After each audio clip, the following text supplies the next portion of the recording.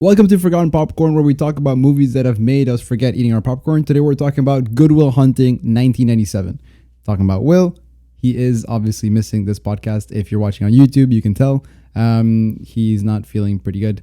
He's a bit sick. So this podcast... So we decided to do the movie that had his name in it, so it wouldn't be confusing. That's why we did it. Exactly. We literally chose Good Will when he's not here. That's it, yeah. It's a great movie. Yeah. It's a phenomenal film.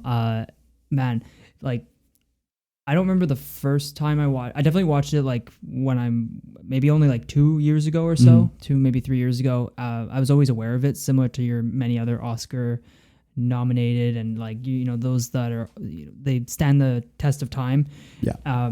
But for Goodwill, I don't know if like it would have been worth watching if I was any younger than like where I was, because like I think once you're like, well, I mean we're both still pretty young and like life is gonna evolve from this point going forward. But for the character, for Will.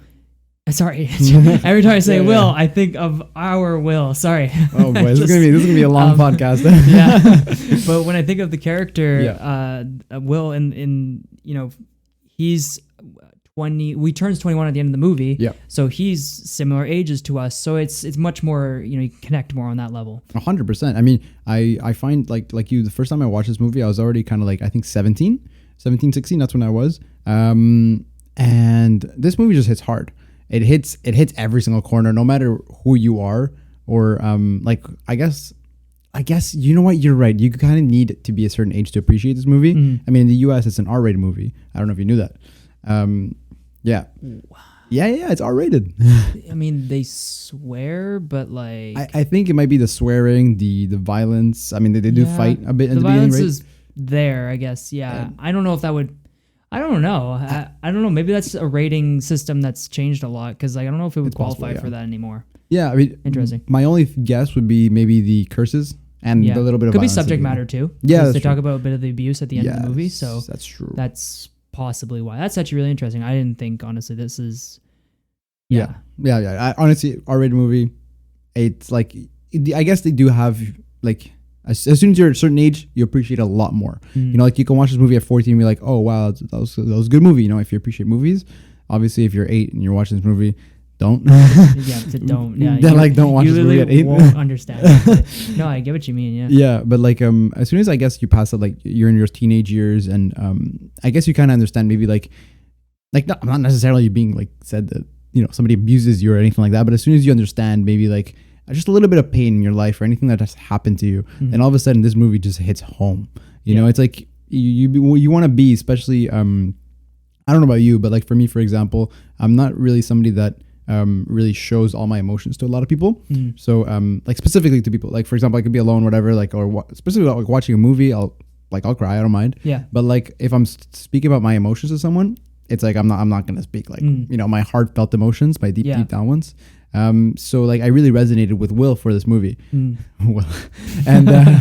And yeah, like it's especially at the end. Oh my, close to the end when he's like, it's not your fault, and he's just like he's just saying like stop saying that, it's like stop fucking with me, and just thinking about it, like it's such a good film on so many levels, and you're right, like it's great because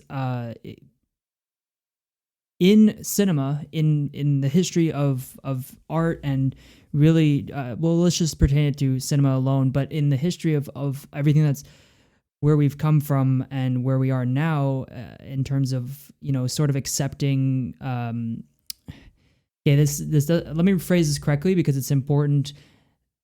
Men in film, or even in general, this goes for life, but in film particularly, there are very few instances where men are able to cry legitimately.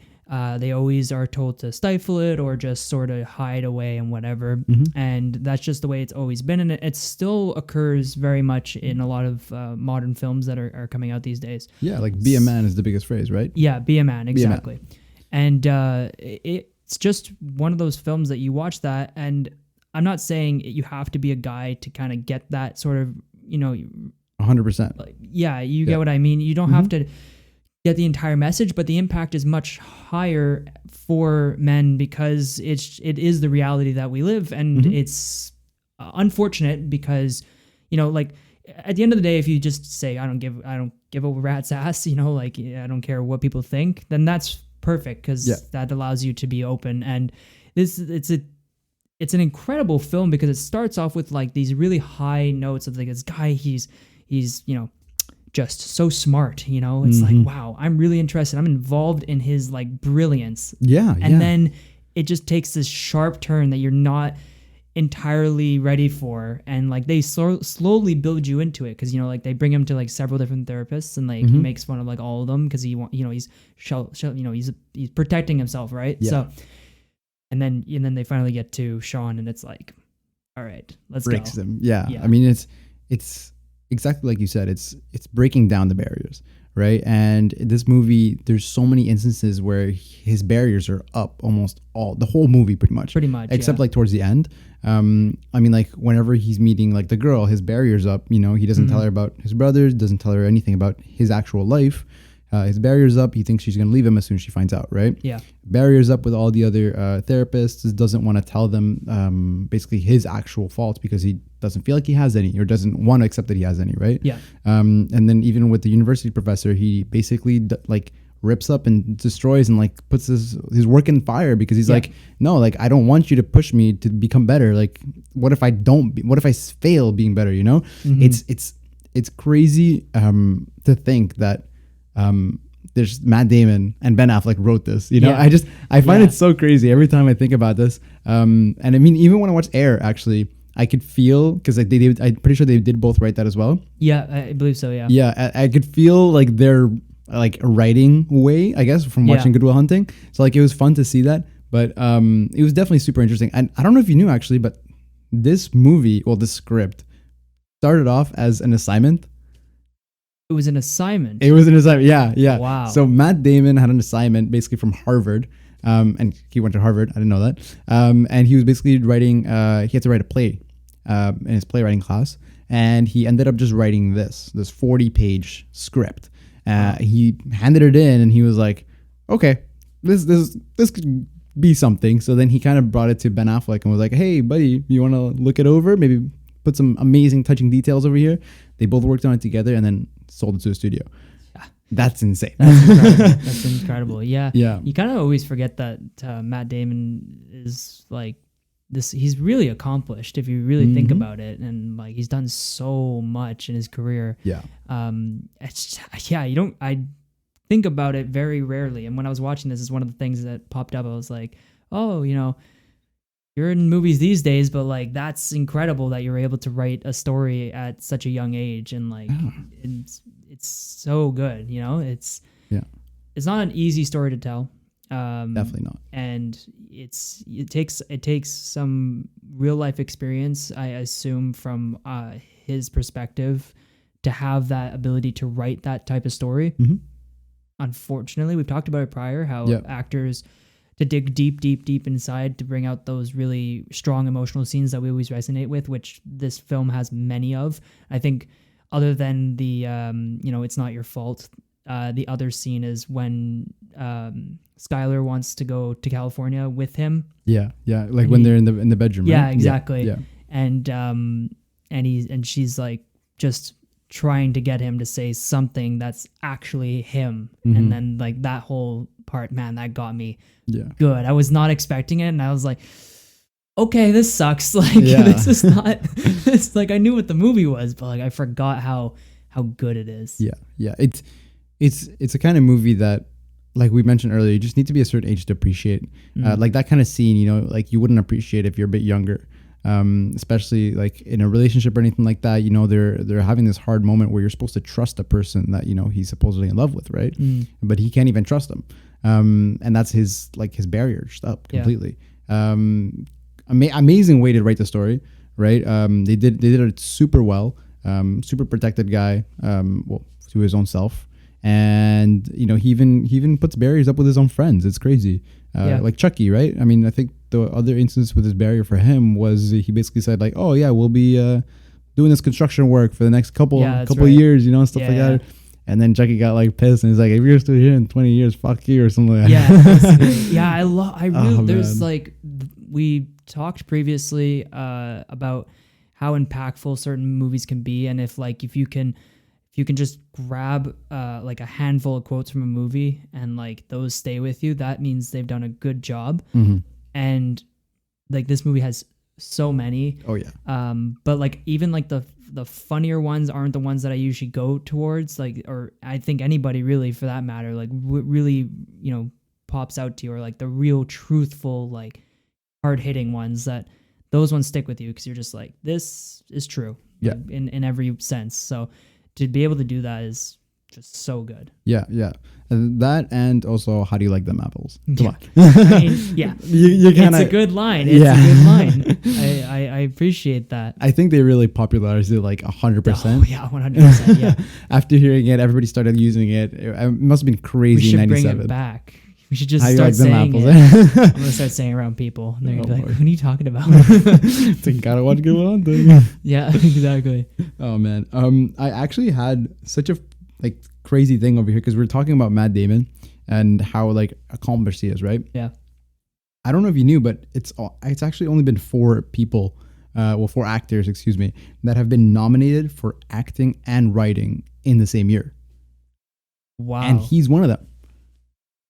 Man, that's Yeah. really impressive. That's I know. It's I have the list over here, so Okay. it's Matt Damon, of course. Mhm. Then it's Charlie Chaplin for The Great Dictator. That makes sense. Yeah. Orson Welles for Citizen Kane, Mm-hmm.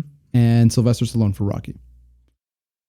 That last one I didn't know. Mhm. I did not know he wrote. I had no idea. Yeah, That's yeah. really cool. I heard a really sad story actually about Sylvester Stallone like filming Rocky. Like he had to sell his dog because he didn't have enough money to like actually live while he was filming because it Oh was my like God. huge budget. Yeah, and then like after when the movie blew up, he bought his dog back. And I was like, okay, He got his dog back. Okay. yeah, he got his We're dog good. back. I heard it was a super sad story. I was reading, I was like going through so many emotions, and at the end he got his dog back. I was like, okay, that's good. Whew, all right. Yeah, but Yeah, it could have ended badly. yeah, I know.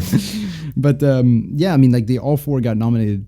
Well, yeah, nominated for acting and writing same year, and he's in them with these crazy 3 other people. Yeah. It's a huge feat. Like, yeah, it's a huge feat for him to do. Especially his first writing. You know, Yeah. first script. Mhm. Crazy. There was actually even fights between, well, not fights, but like arguments between the script and not the script, but the company that they were going to be using it, like the production company. Mhm. They were using Castle Rock for a bit. Like they brought it to Castle Rock. Castle Rock was okay, perfect. Here, this is good. But then Matt Damon and Affleck wanted to act in it, right? Castle Rock was like no. And question for you: do you have any guess on who the 2 actors that Castle Rock wanted to Back play then. like Chucky and Will? Jesus. Yeah. Oh man, I don't know if my index goes that, or is at least that accurate. That long? Well, it's not that long ago, but it's long ago enough for like you have to be that young. Yeah. Oh man, I'll tell you right Are they now. well known? Like yeah, they're now? well known. Like Yeah, and like you got to remember, this is the first time like that they're writing a script, right? This is the first time ever trying to push something like this. Yeah. And Castle Rock owns it, so they yeah, were. and they're gonna probably pick like some well-known actors. I don't know. It's like Tom Cruise and like I don't know how old he was. Maybe a bit too old at that point. I don't know. I'll Who tell was you. it? I'll tell you. So it was it's Brad Pitt Okay, and Leonardo DiCaprio. of course it was. Yeah, I know. But yeah, like I don't know. From what I found, I couldn't see what role they were gonna put each one for. Like which one they would put for Chucky, which one they put for Will. I'm assuming they would It put. just wouldn't work. It wouldn't work. No. But I'm assuming if they did, they'd put Leo for Will. Yeah. And Brad Pitt for The Chucky. height thing. Yeah. Just a height thing. Literally, that's the only thing I could picture. Because Fair. like, other than that, I mean, I guess Leo has a bit of more of a similar structure. Yeah, that's what I was just thinking, like the flowy hair and Yeah. everything like that. The way they are, I guess. Yeah. I just see it. I. But I no. don't think they could have done a better role. I mean, like, yes, they were maybe probably better known actors at the time. I mean, 100% they were. Yeah. But like, this is kind of like a story that they created, right? Like Matt Damon, Ben Affleck. Yeah. So like something they create, they probably maybe experienced, like you said. I'm sure they really wanted to play these roles to kind of like first of all show off their actual like acting prowess, Yeah. and second of all to like put emotion behind it that they knew about. But I don't think I could picture it with Brad Pitt or Leo DiCaprio. I don't even. That would have changed their course of their career probably if they did something like that. I don't know.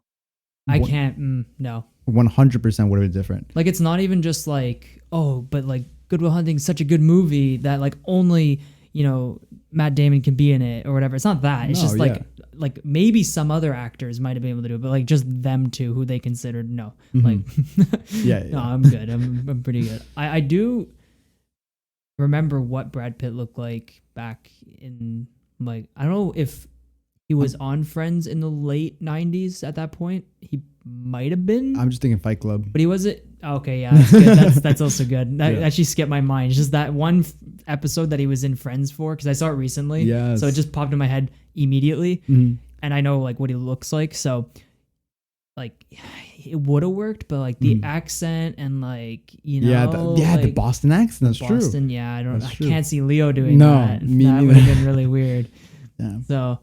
Doesn't actually just completely jump because he did mention he was in Friends. I think I heard he made like a reference to Fight Club in that episode too.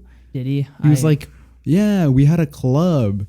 Oh, or something like they might have. They definitely probably would have. The writers are pretty smart, so they probably would have because everybody knows who they are, so it's very possible. Yeah. Robin Williams is on Friends as well. Really? Yeah, him and Billy Crystal showed up at like the very beginning opening scene, and then it goes to the intro. And it's just really weird. It's hilarious. I've never seen Friends. I mean, I've seen a couple episodes maybe, but like I had no clue. Yeah, no, it's one of those shows that you just get like a bunch of people who just like randomly show up for fun and stuff like that. And it's really fun that way. But I wanted to mention Robin Williams because of course, like, yeah, right. Like, I mean, is there really that many actors who can just portray this like really personal connection over the span of a 2-hour movie, and you can feel like you actually know them, and you're just like, okay. Like we talk a lot about like, or at least in society, we talk a lot about like people's like connection with like celebrities and I'm not opposed to people finding value out of certain, celebrities if their messages are correct and they're sharing the right, mottos and stuff like that. Right. Mm-hmm. And like, I'm not like, people were crazy about Taylor Swift or whatever, right? Oh, yeah. And there still are and everything. Yeah. And there's a lot of people criticizing. Did we talk about this on the podcast actually? Or maybe I just had this conversation in general with people. I don't think we talked about it on the podcast. If we did, my bad. I think we might have talked. I feel like Will said something. So that it's kind of just jogging my memory here. But anyways, I'll mention it just, talk about people who are obsessed with celebrities and stuff like that, and like Taylor Swift, and people are in love with her or whatever, and that's fine. And as long as it doesn't go too far, with restraints or whatever, self-control. Of course. But I have to say, I just wanted to mention it because like when I was pretty young when Robin Williams unfortunately passed away, but I was old enough to know. Like not necessarily the entire details. I read about it years later, and it's not. Yeah. No, it's tough. Yeah. I mean, from what happened to him, right? He was basically this. I guess kind of like the the picture for drama, right? That's like a smiling but like crying face. It's. That's pretty much just him. Like he was obviously just had a mask pretty much the whole time, which genuinely sucks because you never know how much somebody's really hurting until you actually really know. And unfortunately for Robin Williams, that was him. Like a bunch of like an incredible person, an incredible movie like artist, a huge influence in so many people's lives. Yeah. And honestly, such a kind man from what I've heard. Was unfortunately lost, which really sucks. But I mean, it's crazy, right? It's really sad. This movie, I think, is probably one of my favorite of his. It's one of my favorite. I mean, like Dead Poet Society's up there. Yeah. Dr. Patch, I think that's what it's called, or Red Patch, the one where he's a doctor. Yeah, he's impersonating a doctor.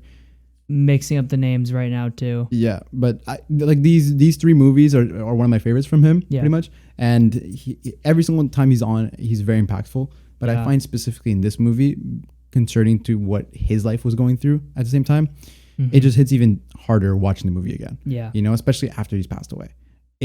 Yeah, right? Yeah. We're both just like nodding in agreement. Like, Yep. yeah, because like, you know, I don't know what else to say other than, you know, it's really sad and it sucks because there's a lot of people out there that are for sure going through something very similar. And if you ever do feel like there's somebody to talk to, please always reach either, you know, we're always here, you know, you can always send us a message, comment, or find somebody that will 100% listen. Cause everybody matters. Yep. Yeah. And Alvaro was right. This movie is what it's not the only message, but it's a strong message in this movie. And when we do these episodes and we talk about all these different movies, and I'm very pleased that we watched this movie. We've done a lot of different genres, but for the most part, we've stuck to the more action side of things.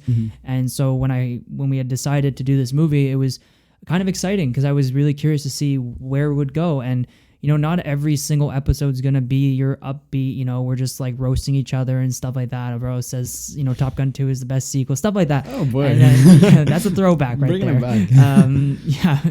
So, but it's nice to be able to really watch these movies, appreciate the art form, and then really have the legitimate conversation behind some of these stories because they're important. It's extremely important. And I think in at least the last 5 years or so, like a big Hollywood-esque film, I don't know many that are like, other than, I think it's called The Father.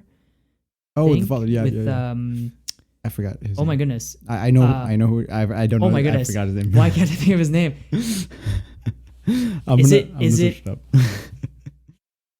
Oh my goodness. Is it Hawkins? What's his? I think Why can't I? You're gonna say it. I'm gonna say it. Oh my god! Where is it? I'm literally finding it right now. I actually just I can't. You were think close. Of it. You were close. Okay. Hopkins is last name. First name? Do you remember? Nope. Anthony Hopkins. My god! Whoops. Yeah. I completely forgot. I knew, like, I was picturing his face. Like, me too. I was just picturing his face the entire time. It's actually really interesting because that movie, I believe I don't think he won an Oscar for it, but he got close. I think that might have been the Joaquin Phoenix year, so kind of a tough one to try to win that one. Yeah, I'll check here. I think it was because I bought the movie at around that time, or maybe it was the year after. It came out the year after, actually. It came out actually in January 2020. So I don't know if it would have. It's not still in the same year, right? No, I think it would have been the next year. So the next year was what? Or something else competing with it, and it wasn't shocking that he didn't win. I'm seeing right now. He got really close. He he got nominated. Yeah. But did he win? I don't. I'm not sure if the actress in that I don't know her name. Won for supporting or lead actress. I don't think so because over here I'm seeing nominations for. Okay. Oh, actually yes, nomination for best actress in supporting role. Oh, okay, there you go. Best picture and best writing adapted screenplay, as well as the best actor in lead role. But I don't know if she won it, actually. I'll search it up right now, 2021. But as Alvaro looks that up, I'll just finish my sentence, is that there are few movies I find in, like I said, 5 years, it could even go back 10 years, that are Hollywood, like I'm saying movies that will be put in theaters and people will come to see, hopefully, that have messages of, you know, just not positive things, the important messages to talk about, but not necessarily like you're not gonna go to the theater and you're just all, yeah, this is fun. I love just having a good time. Like that's not what it is. So The Father I know is one, and I bought the movie. My family, they bought it and they were like, we're gonna watch this at some point, and then we never did because we heard it's like extremely like really well done to the point where like you kind of have to be in the right mindset to want to watch that. So like how often in a day where you're just like, you know, you have the option to watch something at home and you're just like, I'm gonna watch something depressing or I'm gonna watch something happy, so you're just kind of sitting there going, oh shoot. So no, fair enough. I did find the answer, by the way. Okay. So she did not win anything. She did get nominated, but Anthony Hopkins won. He did win, yes.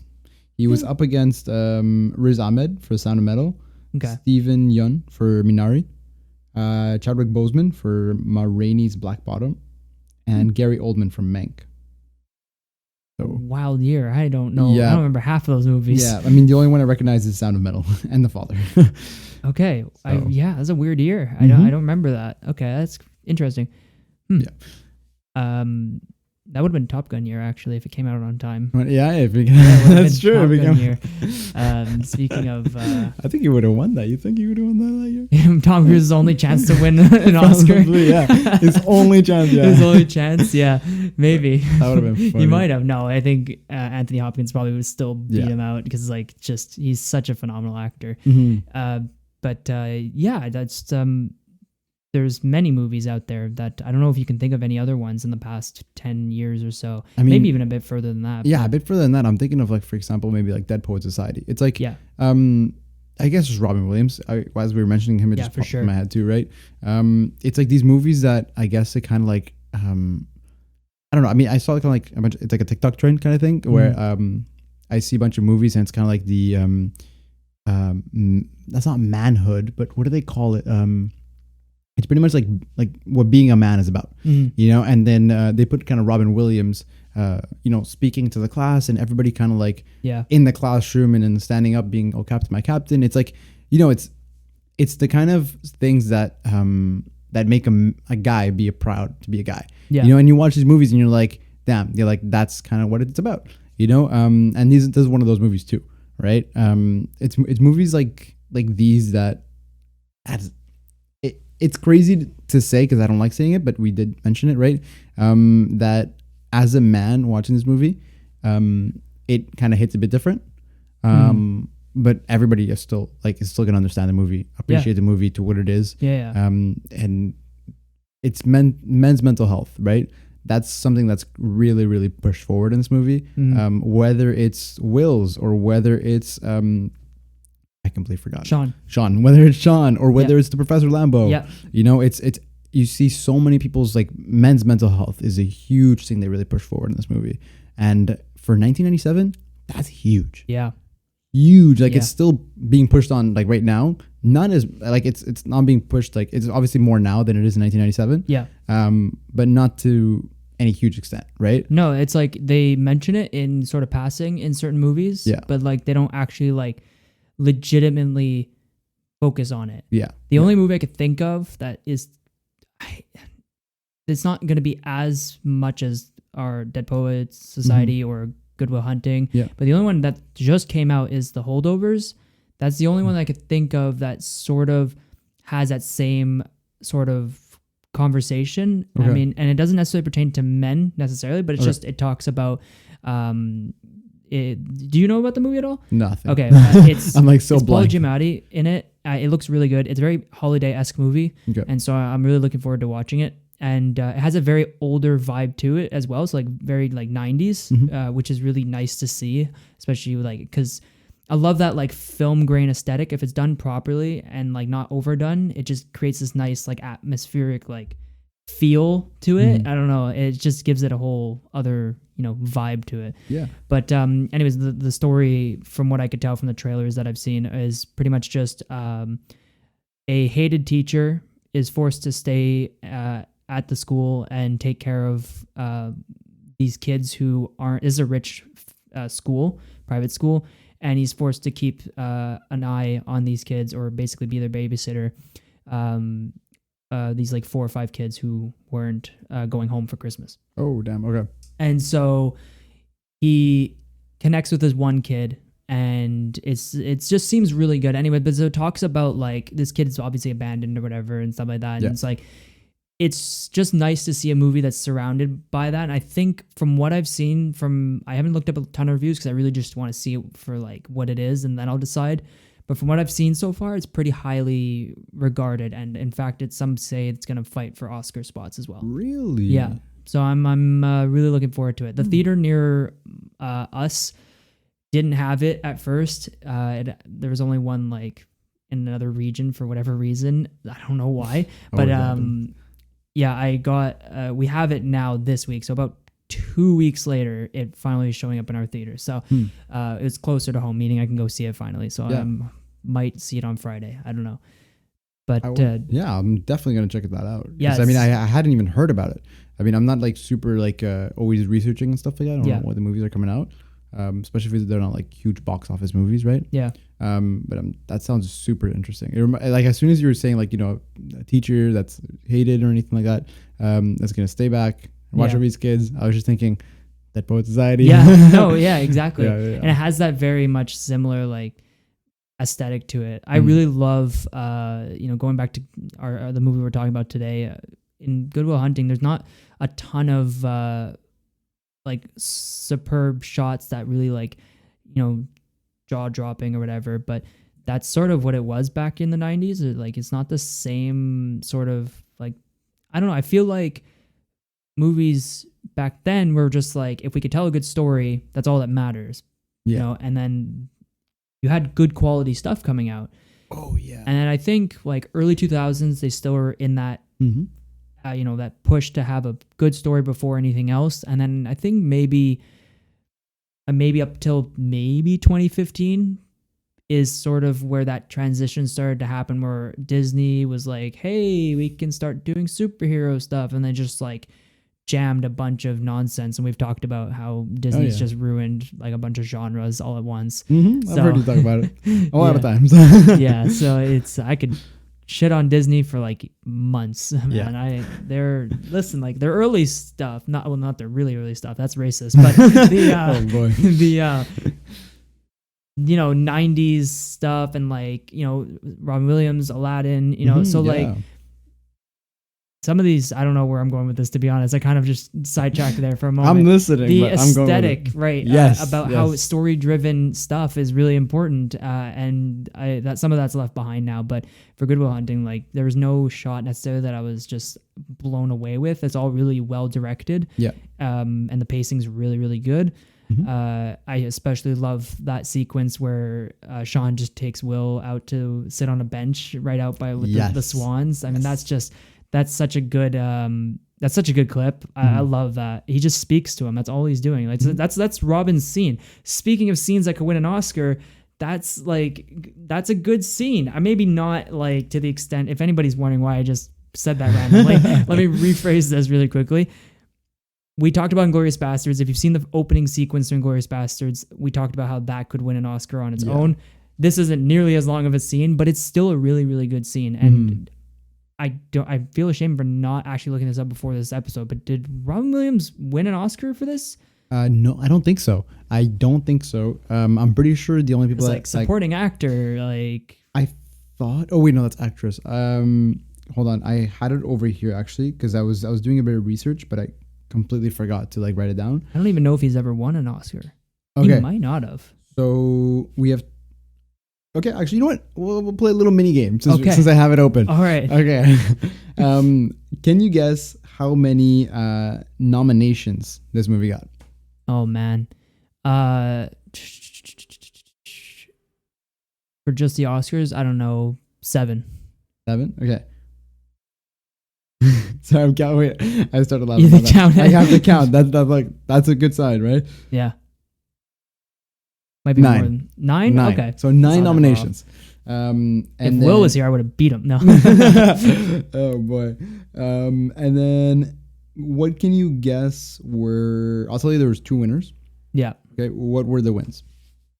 Well, it's an original screenplay. So that, and did Damon win immediately? No way. He might have. Why not? Best actor. Robin Williams. So he did for win lead. Robin Williams won as supporting actor. Okay. Yes. So you're right. See, I thought I knew that. I was like in the back of my head, just tickling my brain. I was like, I think he did. Yeah. Okay. And what was the other one? And the other one was original screenplay. Okay. Yeah. So that one was right. Yeah. Actor was Matt Damon was nominated for Best Actor. Okay. Lawrence Bender for Best Picture. Minnie Driver for Best Supporting Actress. She got nominated. Danny Elfman, which I wanted to bring up. Yep. He's the composer for this. I was so Spider-Man guy. Yes. Yep. I literally wrote down Spider-Man 1, 2, 3. Yep. Also, Best Director and Best Film Editing. Damn. Yeah. A lot of nominations. Yeah, that makes sense, actually, yeah. I was very surprised. I mean, I'm not but at the same time, yes, especially because it's such a low budget film. Did you end up researching what the budget No, was? I didn't do any research for this, to be honest. Nice. Okay, I so kind this of is just watched it and went, "This is such a good movie. I could just talk about this for so long." I'm gonna. Okay, so you know what? I'll do the little mini quiz. We're doing then today, a mini-ish quiz. Mini-ish quiz doesn't count. Doesn't for count points. for anything. Doesn't It's count practice. for anything. I have practice for Will when he's here. Yeah. Okay, so what can you guess was the budget for this movie? It wasn't a lot. I don't know. 97. I don't know. $7 million. Very close. 10 million. Okay. Very, very close. Yeah, I didn't think it would be that high. Yeah, no, it's very low budget. Because they use what? 5 different locations, pretty much. And yeah. I'm assuming not most of their budget, but a good chunk of it went to some very well respected. Damon's not getting paid big on this. None of the Afflecks who are both in it aren't getting anything, and the rest of his crew aren't really well known. Although Skylar, she looks familiar, but I don't know if she's familiar because she was well known already, or if I just recognize her from other stuff because of her career had continued. I think it might have been that. Because I think in general, I think to my knowledge, most famous actors or people in the film were Robin Williams, Danny Elfman, and the director Gus Van Sant. Yeah, was Skarsgård not well known? I think he's probably pretty well known. He's very well known. I mean, now he's very well known. I don't know if he was well known before. I mean, he most likely was. He's been acting for quite a while, right? But I would probably say the 4 of them were probably paid the most, but regardless, the movie really doesn't center very much on Sean or Robin Williams plays a really good role, but he's impactful because we remember him, but really Matt Damon's really the only actor who's, because I feel like Skylar, Sean are almost equal in screen time. If not, Skylar's probably there a little bit more because honestly, there's a chunk of the movie where I went, "Where's Robin Williams?" Like he kind of disappeared. True. He shows up a lot near the end, obviously, but like he disappeared, and I was like, okay, so like that's fine, whatever. Mm-hmm. I would love to see more of him, but like they used him correctly, so that's what you want, right? I mean, you don't need him there the entire time. But what was it? Yeah, so Skylar, I feel like was on the screen probably a little bit more than Robin Williams than Sean. Yeah, I don't know. I don't remember at all. Like in terms of screen time, I'm just completely blanked out. Back to budget and box office. Yeah. Budget was 10 million. Yeah. Good. You got 7, so I was really close. Box office. How much do you think? Okay. Robin Williams' name's on it. Yes. Interesting fact for you is the end credits were really weird. It was all in order of appearances on screen. So Robin Williams was like way down the list. I was watching it and I was like, where's his name? Where's his name? Where's his name? Bam, like 15 names down because he shows up like way after a bunch of other people showed up. That's interesting. So, usually it's like the most prominent roles. Yeah, exactly. So it was really interesting that they did it that way. And that's like, it's not because it was the way it was done back then. Like, no, it was just a way of doing it. It was odd, but interesting. Yeah, it felt very like student film-esque. Like that's the only part of the movie where I was like, that's weird, but all right. It's cool. Box office. I don't know, cause like Robin Williams in it, and like Danny Elfman is composing it. Although let's be honest, not everybody looks that up when they pick a movie. No. And I don't actually remember the director's name right now. Like Gus Van Sant or something like that. Yeah. I'm butchering it, but something like that. So they're all very respectable. I would say, I don't know. I'm going with pretty low. I don't think it's that high. I'm like $50,000. No. Damn. Okay. So it's actually not 50. It's 226. Okay. Yeah. 226. See, in my mind, I was like, either it's like, I don't want to say it's way up there. So like I was saying not 500, but I felt like there was a part of me that was like, there's a chance it didn't make that much money. Yeah. I mean, it made a lot, right? I mean, in comparison to whatever, its budget was, 226. Ooh, that's nice. Nice return there. 216 million return. That's crazy. Jinx, buddy. that's, Yeah. that's insane. That's good for them. I'm Yeah. really glad. I don't know if Matt Damon and Casey Affleck got any of the residuals from box office hopefully. necessarily. So it's not common for certain actors to get that. Just sometimes that's the way it works out. But they were writers as well, so I don't know if they got a chance. But regardless, it doesn't matter. I don't think they cared. Yeah, it grew their success immensely. Like they wouldn't be where they are right now. I mean, without like it. imagine you're on screen with Robin Williams and you're just like competing with him. Like that's insane. Yeah. To talk about the actors in this, we talk about Robin Williams, fantastic, amazing. But like, Matt Damon, like, wrote it, but like, come on. I mean, he's acted in it too. He was incredible. Performed maybe his best performance. Like, I don't know. Maybe actually. I'm being honest here. Like, he was good in Air, but like, it's not the same level. By any means. Not by far. So I think I don't know. I personally enjoyed like Bourne, this whole series. Yeah. His acting's not the best in it, but it's very enjoyable. It's probably one of my favorite enjoyable, I guess, like Matt Damon acting. Although The Martian is a really good hit too. Oh yeah. You know what? Actually, I think I'm gonna give it to The Martian. I think The Martian was probably my favorite Matt Damon. Yeah, but it. Ooh. Okay, you know what? Okay, let me rephrase. The Martian was my favorite Matt Damon character, but this is my favorite acting he's done. The Martian is my favorite Matt Damon in a spacesuit movie. Fair enough. He's an Interstellar. Oh boy! Just like the only two movies he's ever been in a spacesuit. Literally, yeah. Interstellar and The Martian. Didn't he do them like side by side too? Like I very think so. similar? Yeah, there was a news article about him. Like, Yeah. his whole year is just in a suit. Like it's so funny. I think I heard he was like The Martian, and then just. He was like, okay, no more space movies. He's super uncomfortable. And then he's like, Christopher Nolan That's really called. funny that he's just Space like, suit. Let's go. just spent his entire time. Man. That's amazing. Before you mentioned Casey Affleck, I had completely forgotten he was in this movie. I absolutely love Casey Affleck. He is, in my mind, one of my favorite actors. Yeah. I don't know if it's because of Manchester by the Sea. Holy crap, that movie. I don't know how he keeps getting away with doing these types of movies. My God. Yeah, like, I mean, crazy. this kind of movie, he's not a huge prominent role in it. No, but he's in it, right? Yeah. And just his role definitely helps. I guess he's more the comedic character in this movie, right? But like, I just loved his performance. I found his like funny quirkiness in this movie was really good. Yeah. I had a question for you actually. Is there anybody else?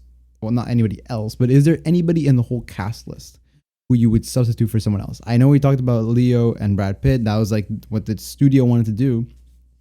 But you, seeing the movie as it is now, would you switch anybody in or out? I don't know. Like the easiest thing would be like you could replace like some of the side actors or whatever that aren't really like that important and stuff like that. Like I could see. Oh man, have you watched Always Sunny in Philadelphia? Always no. No. Okay, I'm trying to think of the actor's name right now. Have you watched Horrible Bosses? Yes. Okay. The smaller guy of the crew. I forgot the actor's name. The one that the dentist is trying to hook up with? Yes. Okay, yeah. I can't remember his name right now. I don't remember his name, but I know who you're talking about. But there, if anybody put a mental picture into your head right there, so now you know. He probably could have played. Oh man, I don't know who. Like I don't remember. What's the other Affleck's brother's name? Casey? Is it Casey? Casey Affleck. Yeah, it's Casey. Yeah, it's Casey. Casey and Ben. Yeah. Yeah. Yeah. So, anyways,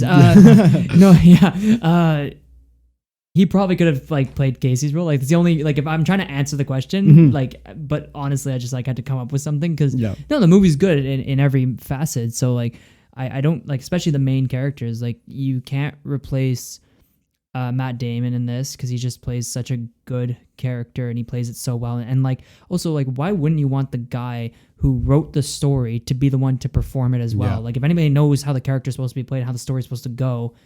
is the guy who wrote it. Like Yeah. the hell.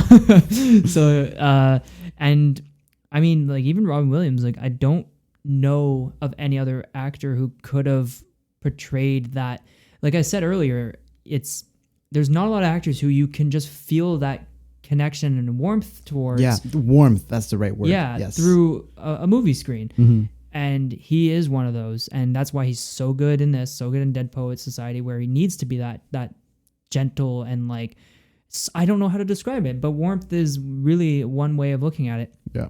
And so yeah, I'm just have no answer. I guess you could have replaced Skarsgård, but with who? I don't know. But like even he's good in it, and he has his scenes, especially when they were like yelling at each other. That's a really powerful, and like Will's just standing outside the door or whatever, and like that's a really good scene. Really, really good. I actually forgot that was in the movie, and when I saw it, I kind of got shocked as if it was the first time I was watching it, and it was really fun to like experience that again. Yeah, because it gets really like heated, and everything they're saying is like so true to the characters and to life as well, and things like that. And like I love that sequence. Memorable scenes.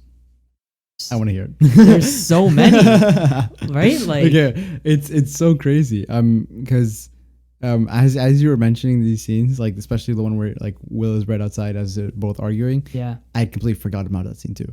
Completely, it was like out of my mind as like you were saying it. I was like, oh yeah, it's true. That's true. That scene's there. But like, there's so many. It's like such a memorable scene from his acting too. Like for both either Robin Williams or Skarsgård. I forgot his first name. I don't know. Bill? No, Bill's the son of it. Bill's the son. Stellar Skarsgård. Yeah, that's it. So between both their acting, that was an insane scene. Very powerful scene. Yeah, so good. Everything said in that scene is so good. What does Robin Williams say? He says something along the lines of like, "You all look at me as a fuck up, but like I didn't fuck up," or something like that. Yeah, something like that. And it was like, it was so good because it's like, it's true, because like when people look at another person, like we're all judgmental in certain ways, and like we all hope that like you're able to just sort of look past that, and that's what we all strive for. But it's human nature to initially judge people, of course. And so that scene is so good because it just brings up like this really great like monologue of just like, he's so confident in who he is. He knows what he's been through. He's been through like so much in his life, and he still wants to help this kid on top of all that when he has so much of issues of his own. My God, it's like it's just talking about Robin Williams in general. But anyways, but Sean, the character, just has been through so much, and like he is that boat lost at sea. And so I really love that little line there that I guess Casey and Matt Damon decided to put in it, because like it's so good. Like I can't, I don't know. Okay, another scene. Move on from it. I can't stop thinking about it. For me, one of I think my favorite scenes, I guess, to watch is when basically Sean finally breaks down Will. I guess, not breaks him down in the sense that is like, it's not your fault, not that scene. That's an incredible scene. That's unbelievable. That's a very powerful scene. But I think one of my favorite scenes was watching him actually like the silence part, where they literally have sessions for silence. And then once the silence breaks, I think that's probably one of my favorite parts. Because you just see they're both so into the conversation, and they're dying of laughter. It's like what does he say? He's like, "Oh yeah, my wife, she used to fart in her sleep and wake herself up." And the camera just turns to Will, and you just see him laughing so hard. And that's the first time I think you really see that character, Will's character, laughing that hard and actually like enjoying himself. Yeah, it's his true character completely out. And I think that was probably one of my favorite scenes in the movie. Like outside of obviously like the very powerful acting or anything like that, it's just seeing that character not break down but break through the wall. It's like that's as soon as you're in that conversation, you can understand that Will is just another guy. He's just another guy. He's not a genius. He is a genius, but he's not. Just because he's a genius doesn't mean he doesn't have feelings. And those feelings they definitely start to come out at that point. And from that point on, I guess he's a completely different character. Well, a changed character, excuse me, all by the help of the wise Robin Williams. But I think that scene was a turning point for me. As soon as I saw that scene, I was like, okay, this is a crazy character development, all by obviously the help of Sean's character. And scenes as well as the stories are so cute when he's like talking about like he's like, those are the little things. The little things are the ones that you fall in love with. It's like those are the things you miss, right? And then you just get a silence and you're like, damn. You just went from seeing the character finally laugh for the first time, and then you're like, oh damn, that sucks. Yeah. I think it's my favorite scene. My favorite scene in the movie. That whole thing, because I mean they also talk about the baseball game. Yeah, that's a good one too. Yeah, and how he basically missed the baseball game and had to go see about a girl. Yep. Right. So son of a bitch stole my line. Yeah, I love it. Such a good ending. Oh man, but I think that's probably my favorite scene from the movie. Yeah. Would you consider your favorite scene, like I guess that Lambo and Sean conversation? It's such a good one. Oh man, there are a lot of really good ones. One that I think is underappreciated is the conversation between Lambo and Sean when they're at the restaurant or the pub. Oh yeah. And he's talking about like he has all these opportunities. I'm setting up like interview after interview after interview, and he's just like, who gives a shit? Yeah. So it's like I really like that scene because it's like Will isn't a part of the conversation. He's not there to defend himself, but Sean's still like advocating for him and like protecting him as a father figure. And even like at the end of the movie, he even says like "Good luck, son," or he says something along those lines. I think towards the end, right? Something when like that hugging, as he leaves at the last session from his office. Yeah, something along those lines. And so like that, I love that sequence because it's just really it shows like the contrast of like where both their mindsets are and like. I don't blame like the professor for the way he wanted to handle things. Like I get it. It's very Fletcher like, looking for your golden ticket in a sense. But it seemed more not so much about him necessarily. It seemed just more genuine, just like his understanding of like academia and like the impact that certain people with this type of brilliance can have, and how he wants he could do amazing things, right? Like he says, you never know, and then he compares like Einstein and like a bunch of other people. And so I think that's a really underappreciated scene because it's easy to just talk about like how good Matt Damon was in this scene and how good Robin Williams was in this scene. And like, he's really good in most of them, but some of the standout ones are usually the ones that sneak by. You don't really realize until later. Yeah, I agree with you on that. I find it's, as soon as you were talking, I was picturing the whole scene in my head. Yeah. But they both want what's best for him in their own point of views, right? Yeah. Like the professor, if from his own point of view, he's a failed mathematician, right? And so he's seen what it's like to fail and then become a professor because he failed as a successful mathematician, right? Like he even like one of his first scenes that we see him is he's like, I put up this thing on the wall solved by Nobel laureates. I'm pretty sure I botched that. Pretty close. Nobel something. It's good enough. Yeah. And then at the end he's like, and even lowly like MIT professors like myself. It's like right from that get go, he's already putting himself down. Yeah. And then this scene specifically, like he wants what's best for him because he doesn't want him to turn out like him. And then Robin Williams is the same thing. He's like he doesn't want him to turn out like him. He doesn't want him to like. I mean, I guess he doesn't want him to turn out like him, but he does at the same time, right? Yeah. They both want what's best for him. Robin Williams in the emotional kind of way, and the Professor Lambo in like the successful kind of way, right? It's like, it's which path are you going to take, And I love how at the end he ends up going, I guess you could say like Robin Williams' path, I guess. Yeah. He does ditch I guess, the interview and everything like that. Sends did they send Ben Affleck or Casey in there? I don't remember. I think it was Ben. Yeah. Was it Ben? Yeah. Pretty no, sure. because Ben was still at the work site. No, he went to go pick him up at his house. He didn't even know he was there. Which is, I love that part too. Yeah. Okay, yeah. It must have been Casey. Because I remember now that I'm thinking about it, Ben Affleck's like, if I ever, every single time I get out of this door, I always go to your house. I wish you're not there. Yeah, and those 10 seconds at the beginning of my day. Yeah. Yeah, it's the best 10 seconds of my fucking day. Speaking of scenes, yeah. Yeah. Like, yeah. It's one of those movies that you can watch. I mean, I hope you don't watch it multiple times because it's just so, it's so good. It kind of, we talked about in the Whiplash episode, just sort of how music is really comfortable and really relieving for the soul. And I feel like movies like Good Will Hunting, Dead Poet Society, and I'm sure other ones that I've watched that I can't think of right now, but they're really good for the soul because they even in some senses reset yourself, and sort of remind you of like everybody thinks that we need to solve and figure out who we're supposed to be immediately. And in this, he's really young. Will is just turned 21 at the end of it, and he's still really young. But it doesn't mean that that's like the point of where you're supposed to find out everything. And this movie does a really good job just explaining and going through it. Like Sean is not 21 and he's much older and he's been through so much life experience and like he still doesn't know everything. And I love that part of it. I think it's like a bit of a slightly, not a hidden message, but it's not as focused as many of the other ones in this. It has so many different messages of betrayal, love, abuse, and so much. Yeah. So I find that it does a great job at just demonstrating the complexity of life and how, we just have to sometimes stop and slow down and just realize like we've all accomplished a lot and where we are is good. And it doesn't mean that you need to be somewhere else right now. So, just relax, take your time, figure it out.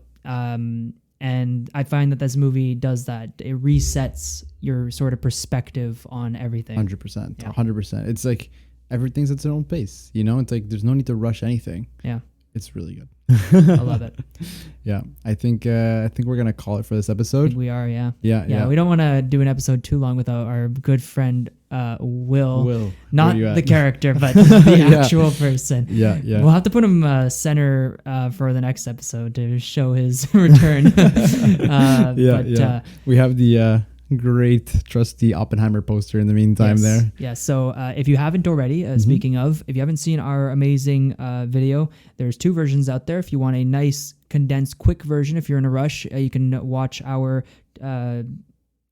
talk about our podcast, about our trip to see Oppenheimer in 70mm. Or if you want a bit more detail, a little bit more fun that we talked a lot more in a different episode, you can check that one out as well. Same thing, our trip to 70mm. Spoiler alert, we got film reels and we saw the actual film reels. So spoiler alert. So as always, make sure you guys leave a like, subscribe if you're new on YouTube, follow us on Spotify. We have multiple social media accounts, you name it, Instagram, TikTok, and so forth. So off to the next movie. We're very near the holidays soon, so it's gonna be interesting. Maybe we'll watch a Hallmark film. A Hallmark movie. Hallmark movie, yeah. Okay. We'll see. Yeah, we'll see. Yeah. All right. Thank you, everybody.